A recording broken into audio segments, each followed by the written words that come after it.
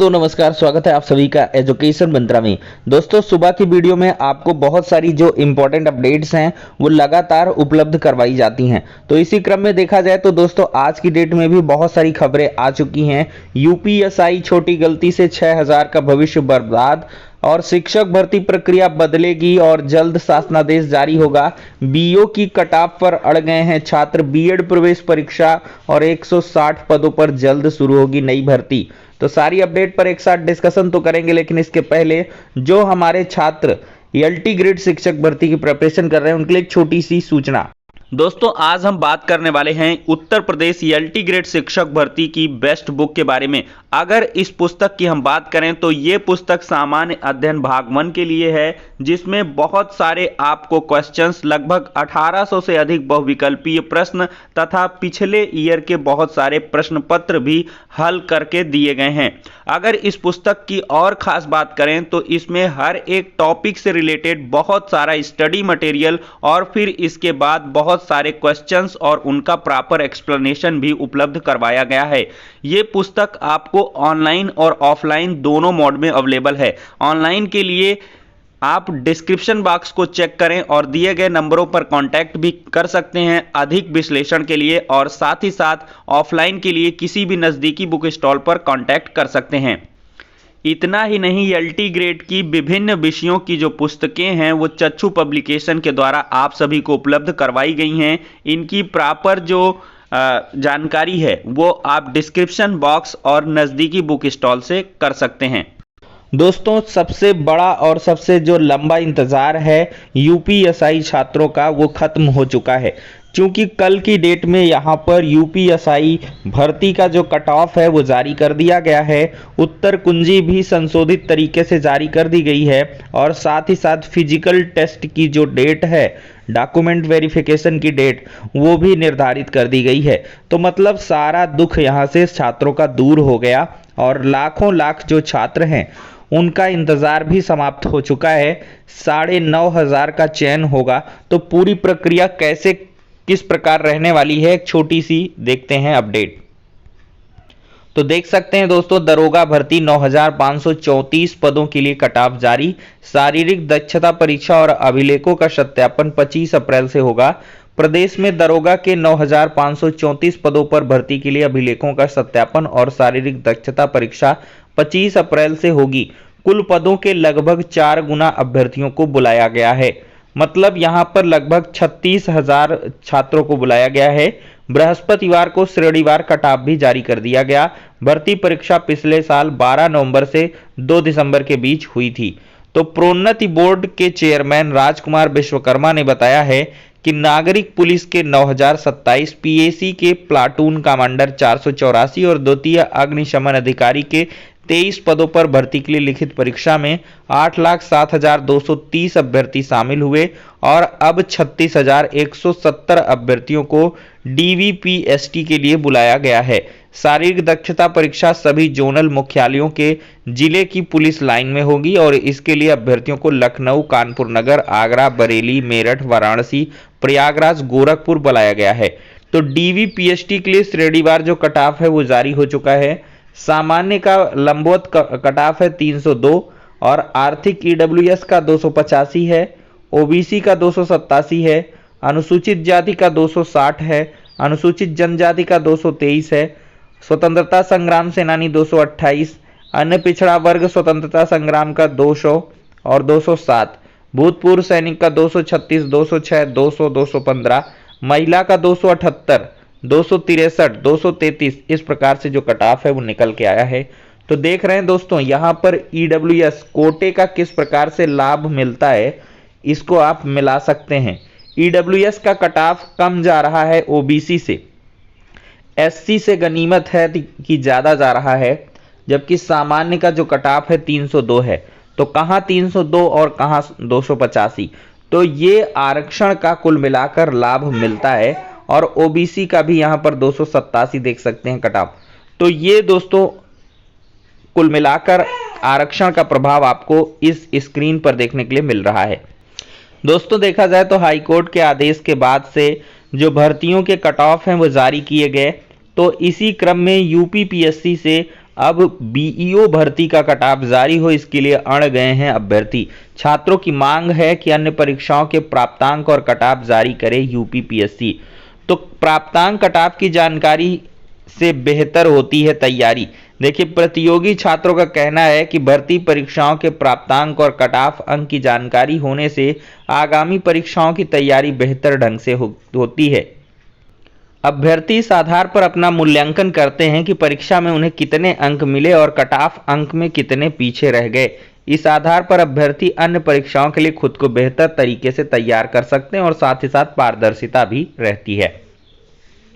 तो यहाँ पर दोस्तों पीसीएस 19, पीसीएस 20, आरओ 16 की प्रारंभिक परीक्षा के प्राप्तांक और कटऑफ को जारी कर दिया गया, लेकिन कई अन्य परीक्षाओं के प्राप्तांक और कटऑफ जारी होने का अभ्यर्थियों का इंतजार है। तो प्रतियोगी छात्रों का कहना है कि इनको भी लगातार जल्द से जल्द जारी किया जाना चाहिए। बीईओ के 309 पदों का चयन है वो हो चुका है, लेकिन देखा जाए तो आयोग ने अब तक प्राप्तांक और कटऑफ अंक जारी नहीं किए हैं। एलटी ग्रेड शिक्षक भर्ती के प्राप्तांक और कटऑफ अंक भी जारी नहीं किए गए। प्रतियोगी छात्रों का कहना है कि सूचना के अधिकार के तहत कुछ अभ्यर्थियों को उनके प्राप्तांक और कटऑफ अंक अलग से उपलब्ध कराए गए, लेकिन आयोग ने समान रूप से सभी अभ्यर्थियों के प्राप्तांक और कटऑफ जारी नहीं किए, जबकि एलटी ग्रेड शिक्षक भर्ती के ज्यादातर चयनित अभ्यर्थियों को नियुक्ति भी मिल चुकी है।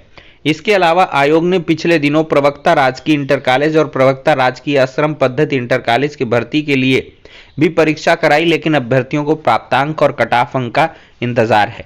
अभ्यर्थी अब स्टाफ नर्स पुरुष 2017 पुनर्विज्ञापित 2022 की प्रारंभिक परीक्षा के प्राप्तांक कटऑफ अंक की मांग कर रहे हैं। तो अवनीश पांडे का कहना है कि आयोग प्राप्तांक और कटऑफ जारी कर दे तो अभ्यर्थियों को कोर्ट की शरण में जाने की जरूरत ही नहीं होगी। तो बिल्कुल भाई आयोग को करना चाहिए। कौन सा इसमें मोहरें छुपी हुई हैं? भाई आपने बेहतर ढंग से परीक्षाएं कराई हैं, सब कुछ क्लियर करवाया है, तो प्राप्तांक कटऑफ अंक जारी कर दीजिए। छात्र उसके हिसाब से आकलन कर लेंगे और उत्तर कुंजी भी हर परीक्षा के तुरंत बाद जारी कर दीजिए। लेकिन पता नहीं, लोक सेवा आयोग का अपना खुद का सीक्रेट रहता है। यहाँ का दोस्तों सूरते हालात देखिए। ओएमआर सीट भरने में मामूली चूक से रुक गया परिणाम। गोला भरने की गलती से, एक छोटी सी गलती है गोला भरना, और इससे 6000 युवाओं का जो भविष्य है वो चौपट हो चुका है। देखा जाए तो 105 अंक सही थे, लेकिन यहां पर इनका रिजल्ट ही नहीं आया, क्योंकि इन्होंने ओएमआर सीट पर संस्कृत भाषा का गोला नहीं भरा तो गोला ही इनका खाली हो गया। तो यहां पर दोस्तों टीटी के दौरान भाषा, roll number, booklet series, registration number इत्यादि की अगर छुटपुट आपने गलतियां की हैं तो फिर कोई मतलब नहीं निकलने वाला है। तो यहाँ पर बहुत सारे ऐसे केसेस दिखाई पड़ रहे हैं। यहाँ पर दोस्तों देखा जाए तो मूल्यांकन करने की गुहार कर रहे हैं बहुत सारे छात्र कि उनका मैनुअल किया जाए। उन्हें टका सा जवाब मिलता है कि यदि गोला गलत भरा या नहीं भरा तो किसी भी सूरत में ओएमआर का मूल्यांकन नहीं हो सकता, और इस पर जो है अफसरों को अपना नंबर बताकर छात्र रो पड़ते हैं। महज एक चूक ने इन युवाओं का कैरियर बिगाड़ दिया और शिक्षक बनने के उनके सपने फिलहाल टूटते हुए नजर आ रहे हैं। यदि आने वाले दिनों में सरकार परिषदीय स्कूलों में एक शिक्षक भर्ती निकालती है तो ये अभ्यर्थी आवेदन नहीं कर पाएंगे। पूर्व की परीक्षाओं में ऐसी गलती करने से कुछ अभ्यर्थियों ने हाईकोर्ट से लेकर सुप्रीम कोर्ट तक याचिकाएं की, मगर कोई राहत नहीं मिली। तो यहाँ पर दोस्तों कुल मिलाकर आपको सतर्क रहना चाहिए, और ऐसी ही गलती एडेड जूनियर शिक्षक भर्ती में भी छात्र कर जो अपना सर है वो पीट रहे हैं, लेकिन कुछ भी यहां से राहत नहीं मिलने वाली। दोस्तों मदरसा शिक्षकों की भर्ती में अब बहुत बड़ा बदलाव होने जा रहा है। भाई भतीजावाद इसमें खत्म होगा। एमटीईटी पास करने वाले ही मदरसा में शिक्षक बन सकेंगे। मदरसों में गुणवत्ता शिक्षा के लिए सरकार का एक और कदम उठ चुका है, और यहाँ पर जो प्रस्ताव है वो बनाकर भेज दिया गया है, और जल्द इसका जो शासनादेश है वो जारी हो जाएगा। ज्यादातर प्रबंधक मदरसों में अपने रिश्तेदारों को ही तैनात कर लेते थे। ऐसे में कई बार मदरसों में योग्य शिक्षक नहीं आ पाते थे। इसका असर मदरसों की शिक्षा पर पड़ता है, इसलिए सरकार मदरसा शिक्षकों की भर्ती के नियमों को बदल रही है। और यहाँ पर उत्तर प्रदेश अरबी फारसी मदरसा मान्यता प्रशासन और सेवा विनियमावली 2016 में जरूरी संशोधन किया जाएगा। मदरसा बोर्ड के अध्यक्ष डॉक्टर इफ्तिखार अहमद जावेद ने बताया कि मदरसों में शिक्षा की गुणवत्ता बढ़ाने के लिए MTET का नियम लागू किया जा रहा है। इसके लागू होने के बाद उत्तर प्रदेश मदरसा शिक्षा परिषद MTET कराएगा और इसमें जो अभ्यर्थी उत्तीर्ण होंगे वह मदरसा शिक्षक बनने के योग्य होंगे। यानी कि मदरसों में अब जितने भी शिक्षकों के पद रिक्त हैं या भविष्य में रिक्त होंगे, उनमें MTET पास करने वाले अभ्यर्थी ही शिक्षक बन सकेंगे। उन्होंने यह भी बताया कि इसका विस्तृत प्रस्ताव बनाकर शासन को भेजा जा रहा है। दोस्तों, देखा जाए तो प्रदेश के नर्सिंग कॉलेजों में 160 पदों पर जल्द जो भर्ती है वो शुरू होगी। सरकार का फोकस प्रदेश में बेहतर नर्सिंग और पैरामेडिकल स्टाफ तैयार करने पर है। 7 नर्सिंग कॉलेजों में भर्ती प्रक्रियाएं शुरू की गई हैं। तो चिकित्सा शिक्षा विभाग का पूरा फोकस अब प्रदेश में ट्रेंड और गुणवत्तापूर्ण नर्सिंग स्टाफ तैयार करने पर है और इसकी पहल शुरू हो चुकी है। प्रदेश के 7 मेडिकल कॉलेजों से संबद्ध नर्सिंग कॉलेजों में करीब 160 पदों पर भर्ती प्रक्रिया शुरू कर दी गई है। विभाग जल्द नियुक्तियों का विज्ञापन जारी करने जा रहा है। तो ये बड़ी अपडेट है। तो फिलहाल के लिए दोस्तों इस वीडियो में इतना ही। नेक्स्ट में मिलते हैं। वीडियो पसंद आया हो तो लाइक करें और चैनल पर फर्स्ट टाइम विजिट कर रहे हैं तो सब्सक्राइब करें।